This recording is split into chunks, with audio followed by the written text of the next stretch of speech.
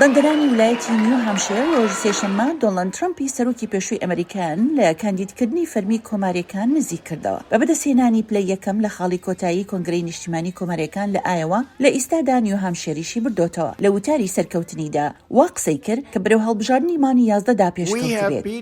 ئێمە لە بایدنمان بردەوە پێم وایە ڕاستمان کرد بابەتی کۆچبەری پرسێکی گەورەیە شتێکی گەورەیە. دەنگەرەکانی هەرگیز دوودڵ نەبوون. من ژیانی خۆم لە پێناو ئەو پیاوەدادا دەنێم. ئەم پێشبڕکێیە زۆر دوورە لە کۆتایەکەی هێشتا دەیان ویلایەت ماون.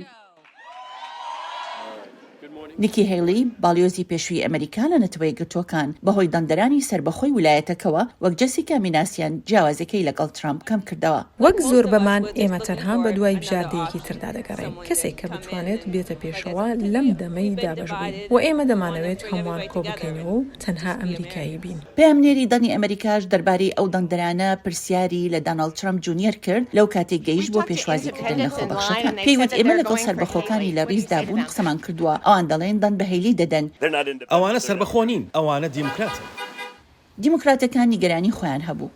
پێی دەچێت دروشمە هەڵواسراوەکانی ناوی بایدن بنووسن لە شارچکە بچووکەکەی بلایمۆدا گەشە بکەن.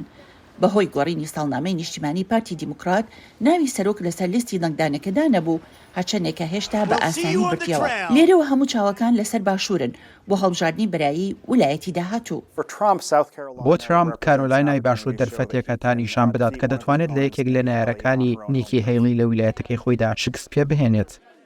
بەڵام نەک ئەگەر پارێزگاری پێشووی کارۆلاینای باشوور ئامانجەکەی بەدەست بێنێت کە هەڵبژاردننی بەرایی کارۆلاینای باشوور لە 24 مانی دوودا ئەنجام دەدرێت. شایان پاشا بۆ راپۆرتی کارۆلاین بڕۆیسۆتی دەنی ئەمریکا واشنگتن.